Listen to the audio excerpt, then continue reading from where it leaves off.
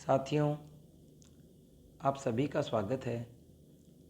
आज हम हिंदी व्याकरण के एक महत्वपूर्ण बिंदु काल के कुछ प्रश्नों पर बातचीत करने वाले हैं। शुरू करते हैं।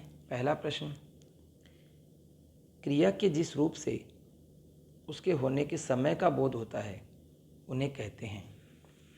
क्रिया के जिस रूप से उसके होने के समय का बोध हो उन्हें कहते हैं। विकल्प हैं काल, कारक, वाच्य और भाव।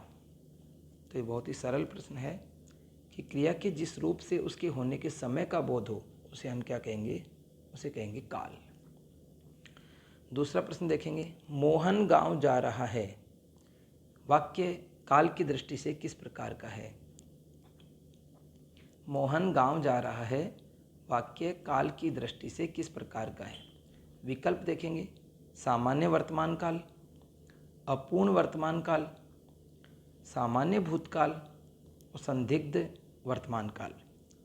तो मोहन गांव जा रहा है, रही है आने पर वो अपूर्ण होता है।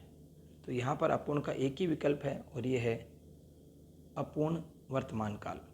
तो मोहन गांव जा रहा है वाक्य अपूर्ण वर्तमान काल का वाक्य है। अगला प्रश्न देखेंगे। राम गांव गया है। राम गांव गया है वाक्य में काल है। कौन सा काल है बताना है। पूर्ण भूतकाल, आसन्न भूतकाल, सामान्य वर्तमान काल, अपूर्ण भूतकाल। तो राम गांव गया है ये वाक्य देखने में हमें वर्तमान काल का वाक्य लगता है, लेकिन ये वर्तमान काल का वाक्य नहीं है। इसका जो सही उत्तर होगा वो है आसन्न भूतकाल। आसन्न का अर्थ होता है अभी अभी, कुछ समय पहले ही। तो कुछ समय पहले यदि कोई काम होता है तो आसन्न कहलाता है। अब इसमें कि राम गांव गया है, तो गया है मतलब काम हो चुका है, लेकिन कुछ समय पहले ही हुआ है, तो आसन्न भूतकाल इसका आपका उत्तर रहेगा। अगला प्रश्न देखेंगे। प्रश्न संख्या 4। निम्नलिखित में से कौन सा वाक्य संदिग्ध भूतकाल का है? कौन सा वाक्य संदिग्ध भूतकाल का है? राम खेत में काम करता होगा। राम गांव गया था। बच्चे मैदान में खेल रहे हैं। रमेश ने खाना खाया होगा। तो इस प्रकार से 4 विकल्प हैं। हमें संदिग्ध भूतकाल का वाक्य देखना है। इसमें जो संदिग्ध हैं वो 2 ही वाक्य हैं, पहला और चौथा।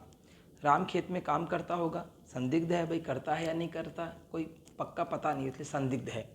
और रमेश ने खाना खाया होगा, ये भी संदिग्ध है। लेकिन हमें संदिग्ध में भी भूतकाल ढूंढना है, तो इसका जो उत्तर रहेगा वो है चौथा विकल्प, रमेश ने खाना खाया होगा। प्रश्न संख्या 5 देखेंगे। शायद आज भारत जीते। शायद आज भारत जीते वाक्य किस काल का है? विकल्प हैं संदिग्ध भूतकाल, संदिग्ध वर्तमान काल, हेतु हेतुमत भविष्य काल और संभाव्य भविष्य काल। तो इसका जो अपना उत्तर है कि शायद आज भारत जीते, हम इसमें संभावना कर रहे हैं, इसका सही उत्तर हो जाएगा संभाव्य भविष्य काल, चौथा विकल्प। आगे बढ़ते हैं।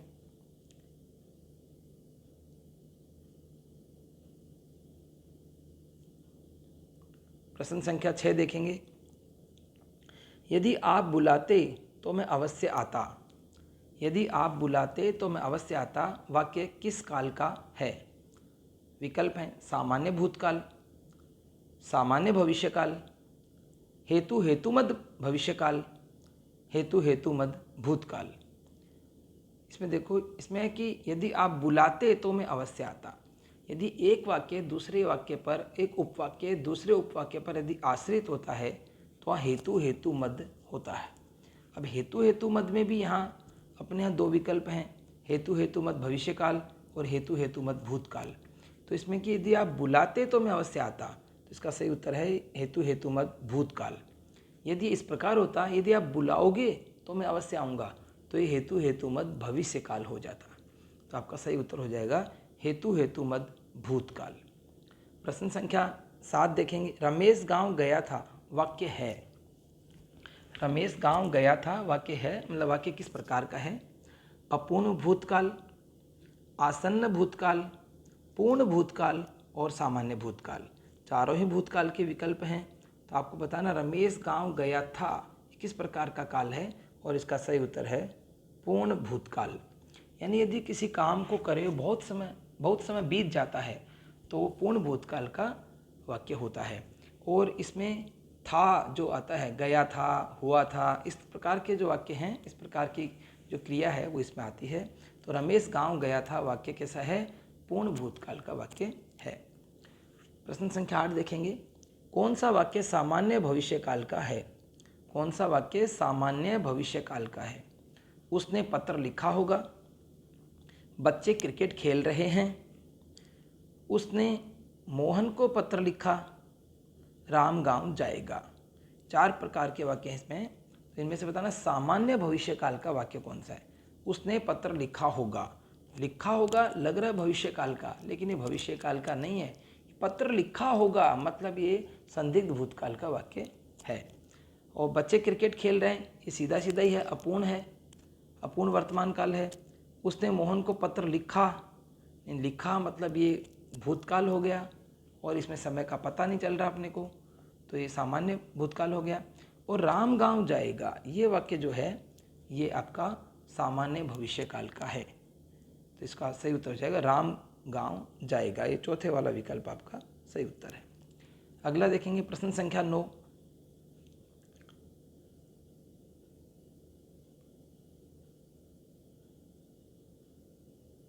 प्रश्न संख्या 9 का एक विकल्प अलग से है, उसका देखेंगे। किस क्रमांक में वाक्य और उसका काल सही नहीं है? किस क्रमांक में वाक्य और उसका काल सही नहीं है? विकास घर गया, सामान्य भूतकाल, बिल्कुल ठीक लग रहा है, विकास घर गया सामान्य भूतकाल ही है। वह घर जा रहा है, अपूर्ण वर्तमान काल, ये भी ठीक लग रहा है, क्योंकि जा रहा है अपूर्ण होता है, और है भी तो वर्तमान हो गया। राम गांव गया होगा, संभाव्य भविष्यकाल, ये ठीक नहीं है। राम गांव गया होगा यानी ये तो भूतकाल का वाक्य, संदिग्ध भूतकाल इसका रहेगा। तो आपका ये तीसरा विकल्प इसमें ठीक नहीं है कि कौन सा काल की दृष्टि से सही नहीं है। तो राम गांव गया होगा संभाव्य भविष्यकाल नहीं है, ये तो संदिग्ध भूतकाल का वाक्य है। तो आपका उत्तर ये तीसरा रहेगा। इसका एक विकल्प हम आगे और देख भी लेते हैं।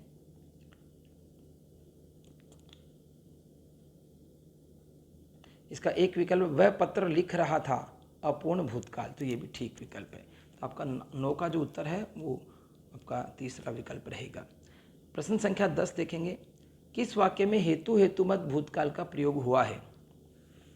किस वाक्य में हेतु हेतुमत भूतकाल का प्रयोग हुआ है? विकल्प हैं, राम पढ़ेगा तो पास होगा, यह गाड़ी सही चलाते तो दुर्घटना नहीं होती, गाड़ी सही चलाते तो दुर्घटना नहीं होती, वह अब तो दिल्ली जाएगा, अध्यापक अंग्रेजी पढ़ा रहे होंगे। अब हमें वाक्य लेना है हेतु हेतुमत भूतकाल का। तो हेतु हेतुमत, हेतु का अर्थ कारण होता है, यानी जिसमें कारण और परिणाम दोनों उसमें होते हैं, वो हेतु हेतुमत हो गया। तो इसमें हेतु हेतुमत में 2 उपवाक्य होते हैं, जिसमें एक में कारण एक में परिणाम होता है। जैसे इसमें है राम पढ़ेगा तो पास होगा, ये हेतु हेतुमत है, लेकिन ये भविष्यकाल का है। हेतु हेतुमत भविष्यकाल का। गाड़ी सही चलाते तो दुर्घटना नहीं होती, ये वाक्य बिल्कुल ठीक है, गाड़ी सही चलाते तो दुर्घटना नहीं होती, ये हेतु हेतुमत भूतकाल का ही वाक्य है। तो आपका उत्तर इसमें दूसरा हो जाएगा। वह अब तो दिल्ली जाएगा, ये सामान्य भविष्यकाल का वाक्य है। अध्यापक अंग्रेजी पढ़ा रहे होंगे, पढ़ा रहे होंगे मतलब ये भूतकाल का वाक्य हो गया, और संदिग्ध भूतकाल हो गया इसमें। प्रश्न संख्या 11 देखेंगे, मजदूर कारखाने में काम कर रहे हैं, वाक्य में काल कौन सा है? मजदूर कारखाने में काम कर रहे हैं बिल्कुल सीधा समझ में आ रहा है। सामान्य वर्तमान काल, अपूर्ण भूतकाल, अपूर्ण वर्तमान काल और पूर्ण भूतकाल। तो कर रहे आने का मतलब अपूर्ण होता है, लेकिन रहे हैं इसका मतलब अपूर्ण वर्तमान काल का वाक्य ये रहेगा। प्रश्न संख्या 12 देखेंगे, यदि तुम समय पर काम करोगे तो कोई परेशानी नहीं होगी। ये वाक्य भी एक उपवाक्य पर दूसरा उपवाक्य निर्भर करता है। यदि तुम समय पर काम करोगे तो कोई परेशानी नहीं होगी, वाक्य काल की दृष्टि से किस प्रकार का है? हेतु हेतुमत भूतकाल, संभाव्य भविष्यकाल, संदिग्ध वर्तमान काल, हेतु हेतुमत भविष्यकाल। तो इसमें है तो ही हेतु हेतु मत, क्योंकि इसमें एक उपवाक्य दूसरे उपवाक्य पर निर्भर है, आश्रित है। यदि तुम समय पर काम करोगे तो कोई परेशानी नहीं होगी, यानी ये भविष्य काल का वाक्य हो गया। तो आपका इसका सही उत्तर हो जाएगा हेतु हेतु मत भविष्य काल। अगला प्रश्न देखते हैं।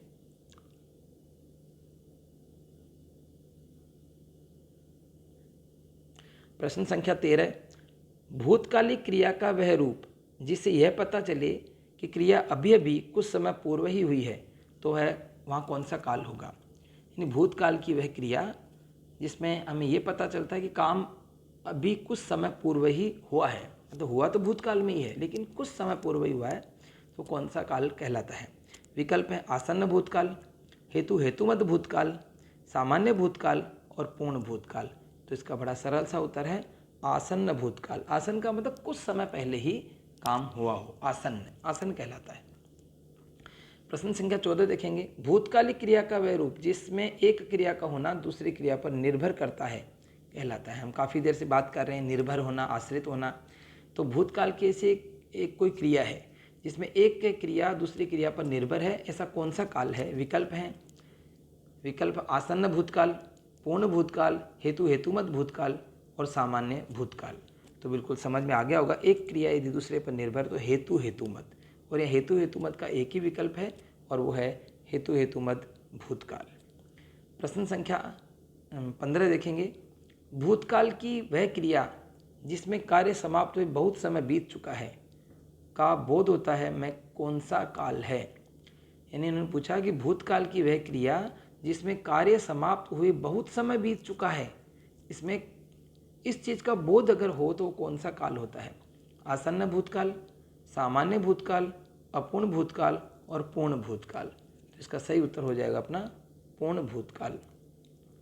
पूर्ण भूतकाल हो गया जिसमें काम समाप्त हुए बहुत समय हो चुका होता है, तो पूर्ण भूतकाल का वाक्य होता है। इसमें आता है कि जैसे राम गांव गया था, राधा ने पत्र लिखा था, उसने खाना खाया था, इस तरह के जो वाक्य हैं वो पूर्ण भूतकाल के होते हैं। माताजी खाना बनाती होंगी, माताजी खाना बनाती होगी वाक्य का काल है, इसमें काल कौन सा है। सामान्य भूतकाल, संदिग्ध वर्तमान काल, संदिग्ध भूतकाल और पूर्ण भूतकाल। इसमें है माताजी खाना बनाती होगी, बनाती होगी मतलब इसमें संदेह है, तो उत्तर तो इसका संदिग्ध रहेगा। और बनाती होगी तो इसका मतलब क्या है, ये भूतकाल का हो गया, ये वर्तमान काल का हो गया कि माताजी खाना बनाती होंगी, माताजी ने खाना बनाया होगा, ये हम संदिग्ध भूतकाल होता। लेकिन माताजी खाना बनाती होंगी ये वाक्य जो है वो अपना संदिग्ध वर्तमान काल का वाक्य। तो इस प्रकार हमने कुछ काल से संबंधित प्रश्नों पर बात की। आज के लिए इतना ही, धन्यवाद।